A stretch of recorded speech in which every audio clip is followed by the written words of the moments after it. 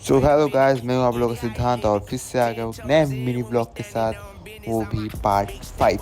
तो अभी मैं मैकेनिक के पास आ गया हूं, मतलब डॉक्टर के पास, ये इंस्टॉल करने के लिए।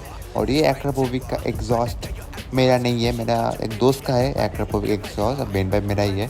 तो नेक्स्ट टाइम मैं ये एग्जॉस्ट भी चेंज कर दूंगा, नया कुछ आने वाला है। अभी चलो इसको फिटिंग करते हैं अपने बाइक में। और बाइक में फिटिंग करते करते मेरा बाइक का थोड़ा नुकसान भी हो गया है, वो आप अभी देखिए। इन 1 2 एंड 3 देखिए, पूरा डबल काट दिया है मेरा। 3000 का फटका डायरेक्ट, क्योंकि ये ब्रेक नहीं लग रहा था। तो ये लगभग कुछ ही दिन रहेगा मेरा ये आफ्टर मार्केट एग्जॉस्ट, फिर उसके बाद मैं स्टॉप कर दूंगा। अभी आप थोड़ा ग्लिम्स सुन लीजिए।